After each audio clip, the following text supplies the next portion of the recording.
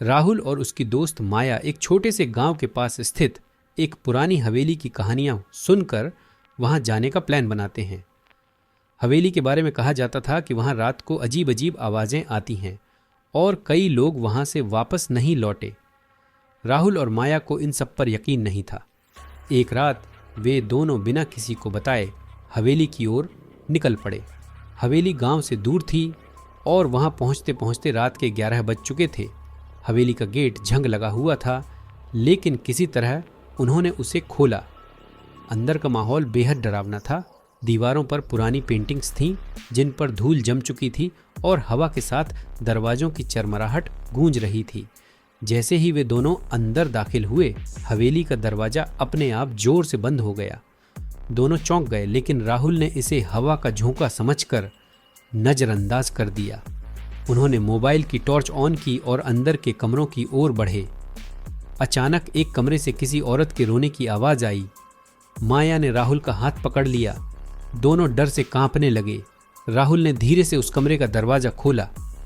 अंदर अंधेरा था, लेकिन रोने की आवाज और तेज हो गई।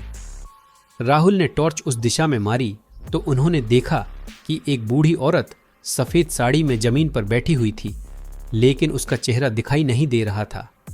माया ने पीछे हटने की कोशिश की, लेकिन राहुल ने उसे रोका। कौन हो तुम? राहुल ने हिम्मत जुटाकर पूछा। औरत ने अपना सिर धीरे धीरे उठाया और जब उसने अपना चेहरा दिखाया तो राहुल और माया की चीख निकल गई।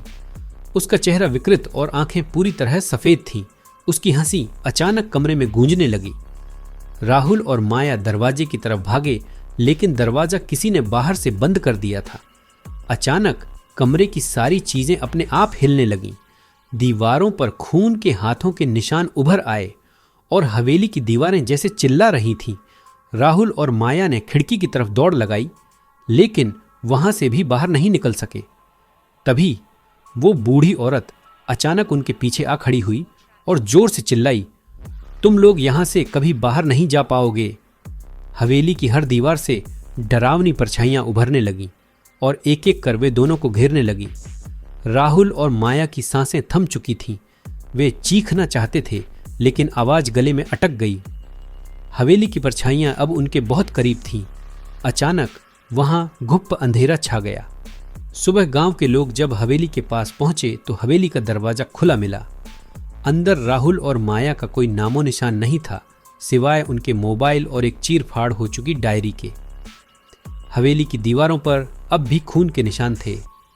उस रात के बाद किसी ने फिर से हवेली की ओर रुख नहीं किया।